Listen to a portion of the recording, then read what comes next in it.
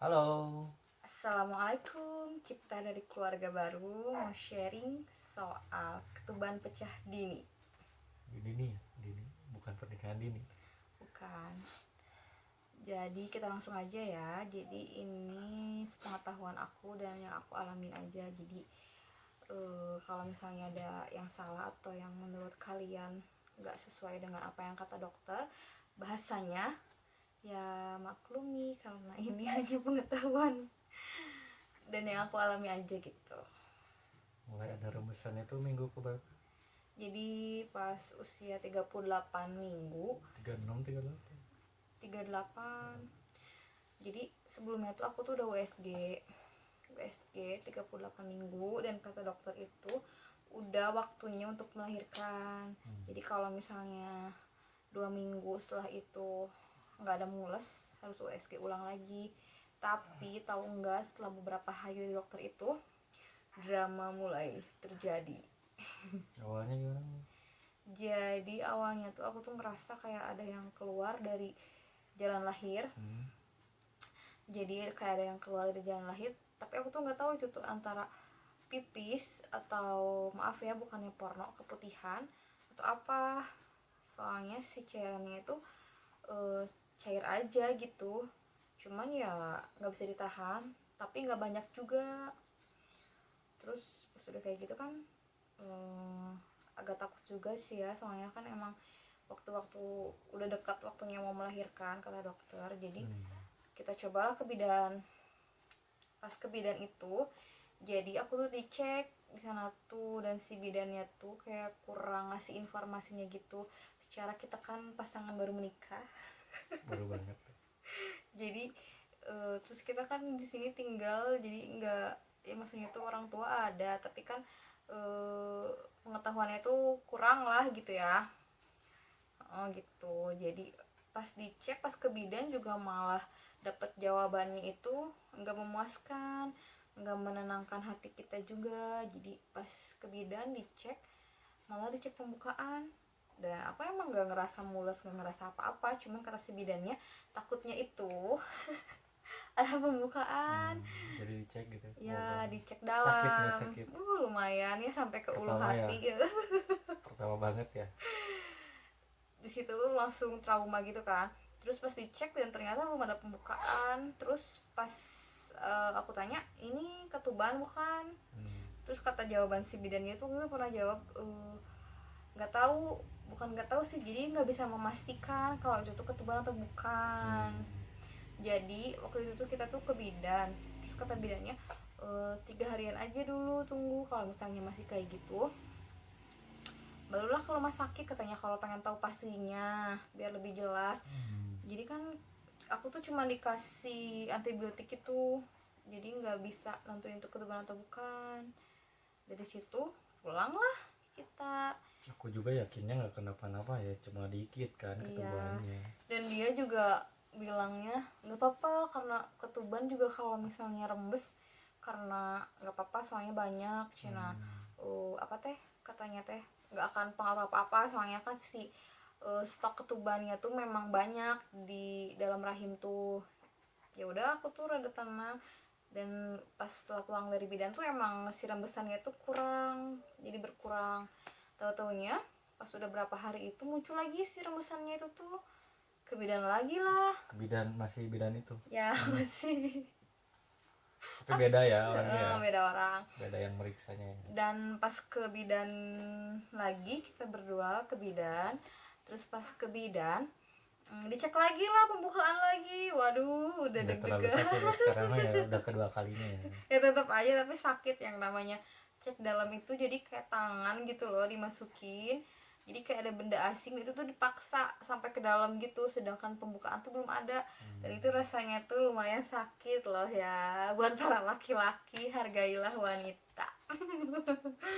Terus pas dicek lagi, oh ini belum ada pembukaan katanya. Ya emang aku juga belum, nggak ngerasa mulas, cuman aku mastiin ini tuh apa. Dan si bidan juga, bidan yang berbeda, bilangnya sama kayak gitu. Jadi kayak bilang Nggak apa-apa gitu. Cina nggak apa-apa teh, yang penting si kadar airnya itu keluarnya tuh ngepiok gitu, cuma rebasan-rebasan nggak apa-apa, asal jangan banyak. Tapi pas ditanya itu ketuban bukan, tetap aja nggak bisa mastiin si bidan itu tuh ketuban atau bukan. Terus ya kita juga bingung juga. Aku nanya-nanya ke teman aku, kalau ke teman aku mah bilangnya langsung aja ke rumah sakit, soalnya kakak ipar dia juga kayak gitu, dan sama si bidannya malah dirujuk langsung ke rumah sakit. Nah aku kan bingung ya, kenapa bidan yang tempat aku suka periksa nggak ngerujuk, malah bilangnya tunggu aja dulu. Dan aku juga salah kayaknya ya, udah yakin nggak apa-apa ya. Iya, dia bilang nggak apa-apa, Sedikit ini. sedikit, tenang Logikanya aja. kan di dalam perut kan banyak ya segitu Iya. ya. Dan Kan tahu nggak? cuma nggak sampai segelas kan. Iya, tapi itu tuh ternyata yang kamu duga-duga itu salah, pemirsa. Jadi pas aku tuh gak enak hati, soalnya rembesan itu terus-terusan rembes sampai aku tuh pakai pembalut, dan pembalut itu basah. Jadi pas hari apa aku lupa, pokoknya mah ya H-1 mau melahirkan, aku mutusin buat ke dokter buat USG. Pagi-pagi itu. Pagi-pagi banget itu ke rumah sakit. Dan karena antriannya lumayan lama Banget, maklum rumah sakit ini ya, pemerintah. jadi gitu. Terus nungguin dokternya di situ tuh aku tuh udah mules-mules. Kita antri dari jam berapa? Jam 7 ya udah 7 kesana ya. kita tuh, aku ngerasain mules tuh jam 10. Nah pas dari malam sih sebenarnya udah mules, cuman udah ada yang keluar juga rembesannya. Terus agak banyak ya. sebelum ke rumah sakit juga emang aku tuh keluar kayak ada campur darah gitu, jadi kan panik, jadi emang memutuskan untuk ke rumah sakit. Tapi ke rumah sakit itu tujuannya tuh untuk USG, karena kata dia cek aja dulu ketubannya tuh gimana, berapa persen lagi. Ya udahlah cek, nggak langsung ke IGD. Nah pas udah gitu tuh nunggu lama, gitu. lama banget, nunggu dokter yang mau USG gitu. lama banget. Terus pas udah kayak gitu mules banget, sampai mulesnya tuh nggak ketahan, jadi berapa menit sekali tuh ada mules. Pas udah kayak gitu aku tuh udah pengen ke kamar mandi, pengen pipis. Taunya pas pipis itu di situ aku yakin itu ketuban aku pecah dan warnanya itu udah hijau. Panik lah kita ya. Ya panik. Dari lantai 2 ya. Dari lantai 2 terus turun. langsung turun ke IGD. Emang dari sebelumnya tuh aku tuh udah ayo ke IGD, cuman kan masih maksudnya tuh ini apa sih gitu, belum jelas-jelas banget. Jadi ya udahlah nunggu USG dulu aja sih, USG-nya gimana. Nah pas pecah ketuban itu di kamar mandi, udah rembes lah pokoknya, basah celana teh ya. Banyak. Dan yang aku panik itu warna hijau. Setahu aku kalau misalnya warna hijau itu udah bahaya. Jadi aku pernah baca-baca kalau misalnya ketuban kita tuh warnanya bening itu memang masih bagus. Kekuningan itu masih memang sih udah sebenarnya kan harus putih. Kalau kekuningan itu ya maksudnya tuh waspada lah. Tapi itu udah hijau tuh udah bahaya banget kan. Panik langsung ke IGD. Pas di IGD, nah dicek lah sama si susternya dan dilihat buku pink yang suka ke bidan. Dicek dan aku tuh divonis KPD, itu ketuban pecah dini. KPD itu ketuban pecah dini. Terus pas udah kayak gitu tuh sama si bidannya tuh ditanya-tanya gitu kan, sama suster yang di IGD-nya ditanya-tanya gitu. Kata si susternya tuh bilang gini, ibu kenapa ini udah ada rembesan-rembesan, ibu nggak langsung ke rumah sakit, katanya gitu. Ya aku kan kata bidannya nunggu 3 hari. Terus udah gitu si bidannya juga nggak tahu itu ketuban atau enggak. Terus kata si susternya teh, lah kenapa kayak gitu Cina? Ya kan kalau misalnya ada yang rembes otomatis kan ada yang bolong katanya. Terus kan otomatis si virus atau kuman tuh bisa masuk. Harusnya kalau ibu udah tahu itu ketuban, ibu harus langsung ke rumah sakit. Ya kan aku nggak tahu, soalnya kata bidannya tuh itu tuh nggak tahu ketuban atau bukan. Jadi ya bingung juga sih, soalnya katanya kalau usia kandungan udah 38 minggu ke sana itu bisa aja air pipis, soalnya sih ketekan si bayi udah mulai turun ke panggul gitu. Jadi di situ tuh aku tuh kayak agak dimarahin gitu sama si susternya pas kamu lagi beli popok. Disuruh beli popok. Gitu ya pokoknya mah. Terus kata si susternya tuh, aku tuh tanya, suster terus ini gimana dong, nggak apa-apa? ya kalau nggak apa-apa ibu nggak akan mungkin dibawa ke IGD, berarti kenapa. Nah makin takut lah di situ. Aduh gimana ini. Di situ di IGD ngapain aja, dicek jantung ya? Cek detak jantung si bayi, terus dicek pembukaan lagi. Berarti aku tuh cek pembukaan 3 kali pas di IGD itu. Pertama kan yang waktu periksa ke bidan, kedua ke bidan lagi, ketiga pas di rumah sakit itu Di IGD pertama kali. Terus pas dicek sama si suster itu, mah nggak sakit, soalnya nggak tahu udah ada pembukaan atau gimana. Terus si susternya juga nggak yang langsung masukin aja gitu. Jadi pas aku cek pembukaan, cek dalam itu udah pembukaan 1. Jam 10 pagi ya. Jam 10 pagi tuh pembukaan 1. Terus kata si susternya tuh gini, ibu kan ini ketubannya udah pecah, jadi mau nggak mau ibu harus harus dilahirin bayinya, soalnya kalau nggak bahaya takutnya. Udah hijau juga ketubannya, ya udahlah di situ di apa teh dipindah ke ruang bersalin. Pakai BPJS ya, untung bisa ya. IGD bisa. Gitu, jadi pakai BPJS. Dan pas di ruang bersalin itu kata si susternya itu bilang gini, ibu jangan banyak gerak, soalnya kan ibu ketubannya itu udah pecah, takutnya si ketubannya itu makin berkurang, nanti kan bahaya ke si janinnya. Terus diapain aja pertama di ruang bersalin? Terus pas di ruang bersalin tuh kata susternya harus diinduksi. Jadi aku tuh kayak dikasih obat, dimasukinnya tuh lewat vagina, jadi diinduksi sekitar jam 1-an. Diinduksi teh pakai apa sih? Pakai disuntik atau apa? Enggak, jadi kayak obat dimasukin gitu, serbuk ke vagina. Dan setahu aku sih waktu temen aku mah dimasukinnya lewat infusan, tapi pas aku kemarin mah dimasukinnya tuh jadi lewat jalan lahir, lewat vagina gitu dimasukin. Jadi pas dimasukin apa tuh induksi itu tuh sekitar jam berapa, jam 1 apa jam 1:30 lah, dimasukin si cairan induksi itu, si obat induksi itu ke jalan lahir. Dan itu tuh sama kayak dicek pembukaan, jadi dimasukin set dimasukin. Terus kerasanya berapa jam setelah langsung kerasa nggak? Enggak, setelah induksi aku pikir kok nggak ada reaksi apa-apa gitu ya, kok nggak mulus-mulus.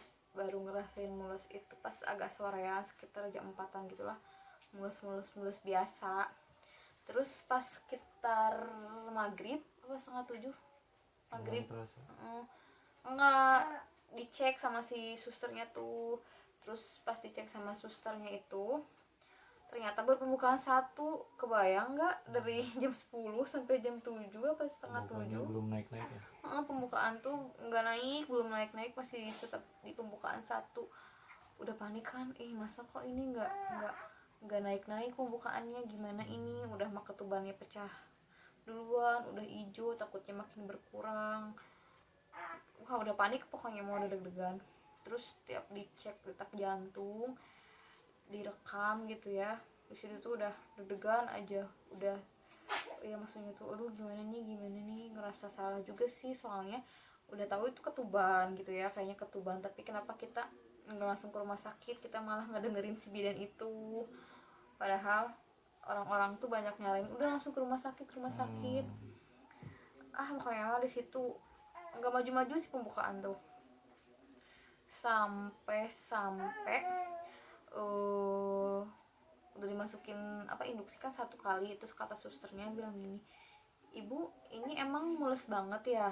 Iya mules, tapi kok kenapa nggak maju-maju, aku mikirnya gitu kan. Terus kata susternya, kalau misalnya ini mules nggak berhenti tapi pembukaannya nggak maju-maju, kita induksi sekali lagi. Kalau misalnya diinduksi nggak ngaruh, nggak maju-maju, kayaknya sesar deh waktu itu. Terus Maaf ya, itu ada anak nangis. Dan pas udah kayak gitu tuh makin deg-degan. Terus si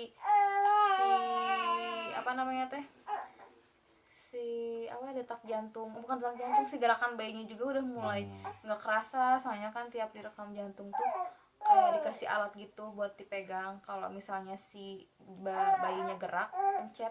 Nah aku tuh ngerasain kok ini bayi nggak gerak-gerak, makin makin takut lah di situ kan. Pas udah kayak gitu sekitaran jam 9 lah Tapi pokoknya. kan itu udah kontraksinya udah gede kan, bukan gede sih, gimana, udah mules terasa banget kan. Iya udah mules banget, cuman nggak sedahsyat pas jam 12 itu. Jadi aku tuh ngerasa mules banget si obatnya bereaksi itu. Jadi pas aku dicek sama suster sekitar jam 9 atau jam 10 lupa lagi pokoknya mah ya, dicek ternyata udah pembukaan 7 ya. Jadi tapi sebelum itu kamu gimana, suka ngeluarin sesuatu nggak yang aku lapin gitu? jadi gini, jadi sebelum ke pembukaan nambah itu guys, jadi Banyak pokoknya drama kan di situ. ya banyak drama, memang melahirkan itu memang tidak mudah. Jadi untuk para laki-laki harus sayangin istri kalian karena dari kontraksi, melahirkan, dijahit, cek pembukaan itu semuanya itu nggak mudah. Setelah melahirkannya pun sakitnya terus-terusan gitu maksudnya teh ya. Jadi baik-baiklah sama perempuan.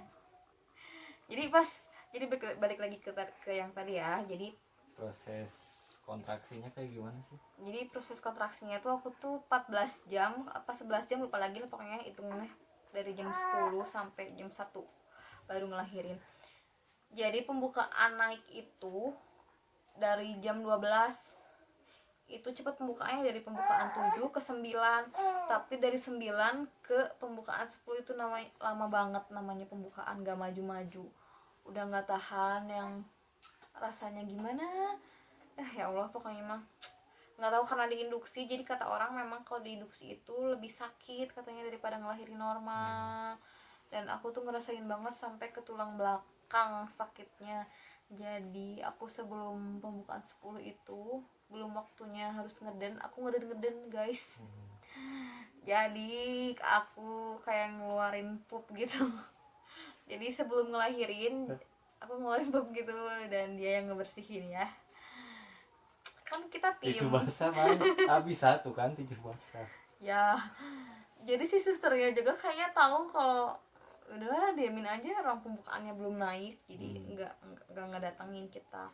Jadi pas si pembukaan udah ke 10 dan aku udah pup udah beres, jadi aku tuh setiap mules aku ngejen, jadi yang keluar tuh pup bukannya bayi karena memang belum waktunya untuk ngejen gitu. udah mau dilapin dimarahin sadis. Ya memang kayak gitu kan, kalau perempuan kan ya, laki-laki kan nggak ngerasain rasanya gimana. Dan kita tuh di situ emang ngerasa kayak gitu, aduh pengen pingsan aja boleh nggak sebentar, sakit banget ya ampun. Mamanya lagi nyusuin dulu, aduh si dedenya rewel. Jadi pas mau lahiran gitu sih drama banget itu, habis ngelapan aduh ngelapin itu habis satu bungkus apa sih, tisu basah habis satu bungkus, ngeri, hampir mau muntah tiap kali ngelapin. Jadi pas sudah pembukaan lengkap gitu si emang agak susah sih, si kepalanya keluar terus kayak dibius gitu, terus dirobek deh si dinding V-nya, jalan lahirnya dirobek agak nyamping, baru deh keluar. Terus sambil ditekan sama si suster dari atas, ada yang ngebantuin, ada 3 suster gitu ya yang ngebantuin lahiran. Pas keluar si Nawa itu kelilit tali pusernya, kita kaget dong, warnanya jadi biru, agak kebiru-biruan sih, nggak biru banget. Nah udah lahir, udah dibersihin, terus ngeliat dijahitnya lagi, dibersihinnya lagi, ngeliat ya emang sih perjuangan seorang ibu nggak bisa dibalas dengan apapun, makanya kita harus sayang sama ibu kita. Dan intinya pelajaran bagi kita sih, kalau ada apa-apa ya, terutama kita pasangan baru gitu, nggak ada nggak ada orang tua yang dampingin, khususnya ibu gitu. Sebaiknya kalau ada yang aneh-aneh gitu jangan ke bidan, mending ke itu aja sih, ke dokter atau ke rumah sakit khusus ibu dan anak kayak gitu, supaya kitanya juga nggak so tahu yang salah gitu. Kalau bener sih nggak apa-apa. Jadi gitu aja sih intinya. Mau apa lagi sampaikan? Cukup. Jadi intinya kalau misalnya ada yang mengganja langsung aja datang ke rumah sakit atau dokter, soalnya kalau di rumah sakit itu biasanya peralatan juga kan memadai semuanya, kayak cek semuanya, cek lab dan lain-lainnya. Ya enggak mau Nah, itu. ngomong kemenangan. Jadi intinya sih rumah sakit pasti lebih komplit, pasti ada dokter khususnya yang udah ngebantuin banyak banget, pasti yang ngelahirin sama mereka, yang dibantuin sama mereka, pasti mereka lebih tahu, ilmunya juga lebih paham kan pasti. Jadi sebaiknya kalau ada apa-apa langsung aja cus ke rumah sakit atau dokter spesialis kandungan. Gitu aja proses melahirkan anak kita. Jangan lupa subscribe, like, dan komen biar makin asik. Nanti ada video, kita bikin video apa lagi ya? Nanti kita pikirin dulu. Bikin video kayaknya pas masih baru-baru menikah gitu ya. Banyak mitos-mitos, banyak yang nanyain kapan hamil, padahal baru sebulan. Aduh, gitu aja.